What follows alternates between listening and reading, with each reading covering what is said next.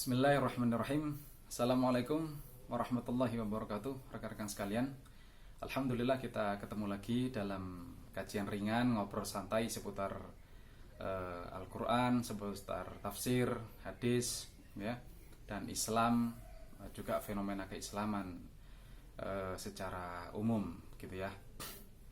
Nah, rekan-rekan sekalian, yang lalu kita sudah ceritakan bahwasanya tentang keqat'iyan dan kedhonian sebuah sumber Islam, sumber doktrin Islam, ya. Bahwasanya satu-satunya sumber rujukan Islam yang qat'i itu adalah Al-Quran Al-Karim, Al-Quranul Karim, ya. Sedangkan hadis, sejarah, tarikh, sirah, biografi dan lain-lain itu, ya, termasuk filsafat, ya, kemudian fikih, ya, usul fikih dan lain-lain, itu dhoni, ya, dalam artian kalaupun dia adalah usul fikih, kalaupun dia ulumul hadis, tentu saja ini adalah sebuah pemikiran atau produk daripada penulis atau ulama yang terinspirasi oleh Al-Quranul Karim. Sudah kita tinjau dari sisi jalur periwayatannya, kemudian juga dari sisi keqat'iyan daripada kontennya itu sendiri, ya. Karena memang rekan-rekan sekalian,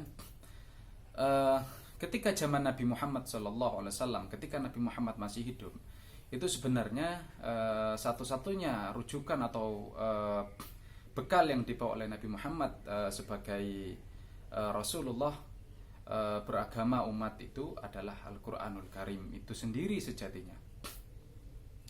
Hadis itu belum ada ketika itu, ya. Ketika Nabi Muhammad hidup, hadis itu tidak ada, ya. Sekali lagi, hadis itu adanya itu belakangan, ya.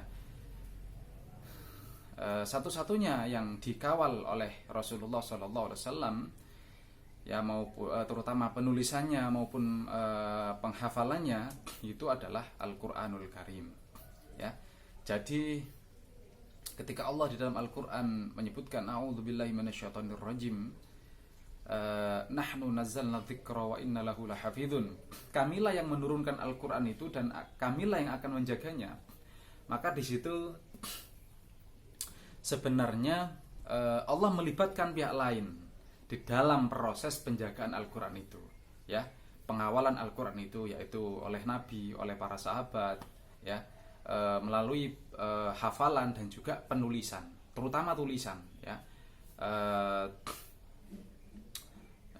fi suhufim mukarramah, jadi di dalam sebuah suhuf atau lembaran-lembaran, ya, lauh mahfuz. Jadi lauh itu semacam permukaan datar yang di situ bisa ditulis, ya.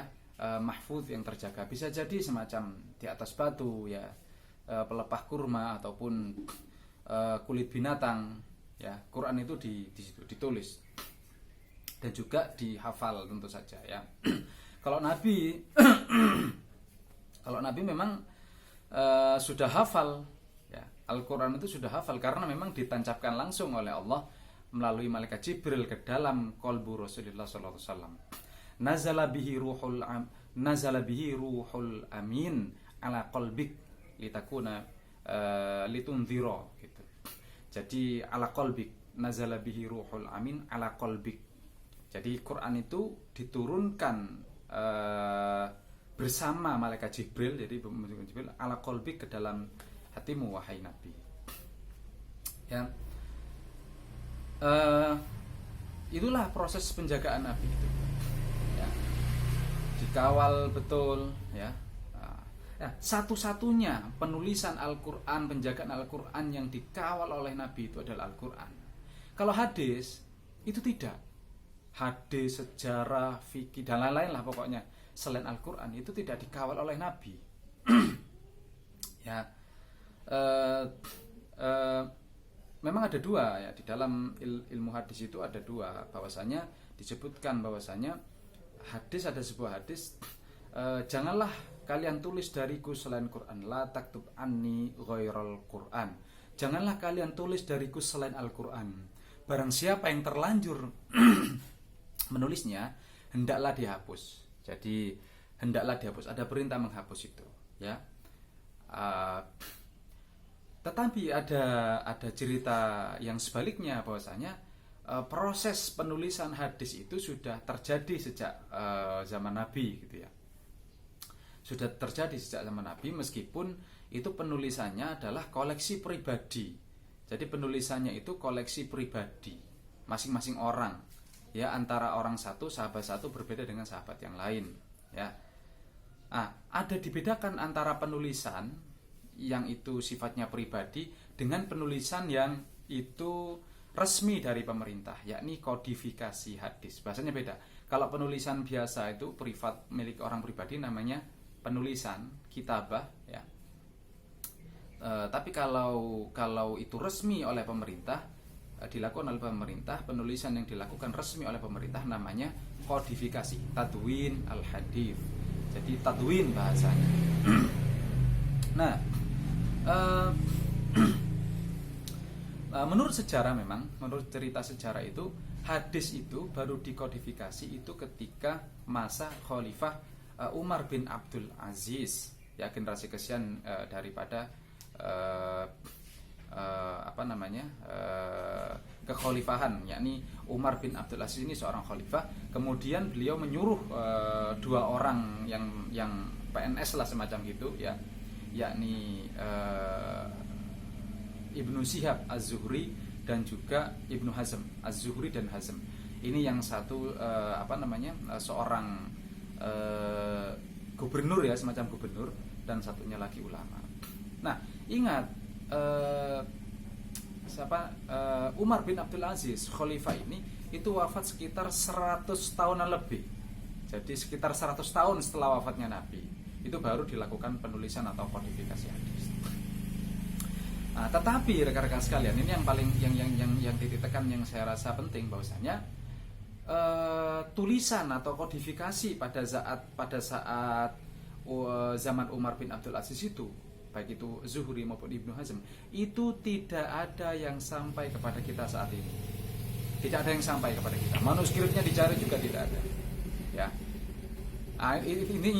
Intinya itu pun juga cerita, ya. Sirah itu sejarah penulisan hadis. Tarikh Tadwin al-Hadis itu juga cerita. Ingat sekali lagi, kalau cerita itu tidak dikawal oleh Nabi, pasti ditulis belakangan. Kemarin kita sudah ceritakan bahwasanya Sirah Ibnu Ishaq, ya, biografi Nabi itu 151 tahun setelah Nabi wafat. Kemudian kalau tarikhnya itu At-Tabari, yaitu orang Iran itu, yang wafat sekitar 3 abad setelah Nabi Muhammad wafat. Artinya sangat belakang lagi, ya. Nah, itulah menunjukkan bahwasanya itu pun juga dhonni. Cerita itu pun juga dhonni, gitu. Sekali lagi karena tidak dikawal oleh Nabi, tidak dikawal langsung oleh Nabi Muhammad SAW. Bahkan menurut narasi yang pertama, bahwasanya Nabi melarang penulisan Al-Quran, penulisan hadis itu. Jadi Nabi itu melarang penulisan penulisan hadis ketika beliau masih hidup, ya. Tidak diperbolehkan menulis selain Al-Quran. Jadi yang diperbolehkan, yang diperintah oleh Nabi memang menulis Al-Quran itu, ya. Selain Al-Quran termasuk hadis itu nggak diperbolehkan. Oke. Bisa debatable, misalkan yang mengatakan hadis itu sudah ditulis pada saat Nabi. Oke. Yang mengatakan hadis itu tidak ditulis pada zaman Nabi. Oke. Sekarang dua kelompok ini bisa berbeda pendapat dan bisa berdebat, gitu ya. Tapi kita melihat fakta historisnya. Fakta historisnya, ada tidak hadis, manuskrip hadis pada abad pertama Hijrah atau abad ke-7 Masehi? Itu tidak ada, rekan-rekan sekalian, ya. Asal dari sesuatu itu tidak ada sampai ada bukti yang menunjukkan keberadaannya, kan seperti itu. Artinya menurut saya pribadi, bahwasanya saya lebih yakin, lebih mantap bahwasanya hadis tidak ditulis pada saat Nabi masih hidup. Bahkan sahabatnya, masa sahabat itu tidak ada hadis. Ya, ada cerita Shahifah As-Shadiqah, gitu ya. Shahifah As-Shadiqah itu lembaran-lembaran yang benar. Katanya itu milik beberapa sahabat tentang catatan hadis. Iya, itu pun tidak ada, ya. tidak ada manuskripnya, tidak bisa di klarifikasi, tidak bisa dibuktikan, ya. Jadi saya pribadi pun saya lebih mantap bahwasanya hadis, pokoknya selain Al-Quran, doktrin Islam itu termasuk hadis, itu tidak ditulis pada saat Nabi Muhammad SAW. Nah, dari situ kita bisa lihat bahwasanya kita masuk kepada yang kedua, di dalam Al-Quran itu sendiri. Kalau kita baca-baca Al-Quran, kalau kita teliti Al-Quran, kalau kita kaji Al-Quran, akrab Al-Quran, tidak ada satupun ayat Al-Quran itu yang berbicara tentang hadis. Tidak ada, ya, tentang hadis Nabi nggak ada di dalam Al-Quran itu, ya. Kalau cerita tentang Nabi ya ada, ya, tapi kalau hadis itu nggak ada. Bahkan ngomong hadis itu tidak ada, ya. Hadis itu kan sebenarnya berita gitu. Haddatsana gitu kan, haddatsana, haddatsani, itu menceritakan kepadaku. Hadis itu berita, jadi hadis itu artinya berita. Hadis bentuk pluralnya atau bentuk jamaknya. Nah, jadi di dalam Al-Quran pun sekali lagi tidak menceritakan tentang hadis itu, ya. Jelas sekali menunjukkan kepada kita bahwasanya satu-satunya referensi pada saat itu terindikasi kuat adalah Al-Quranul Karim, yaitulah yang dijadikan pedoman prinsip oleh Nabi Muhammad untuk ajaran kepada para sahabatnya dan para umatnya saat itu. Demikian dulu rekan-rekan, saya kira insya Allah kita akan lanjutkan di pertemuan yang akan datang. Terima kasih. Wa akhiru da'ahum alhamdulillahi rabbil alamin. Assalamualaikum warahmatullahi wabarakatuh.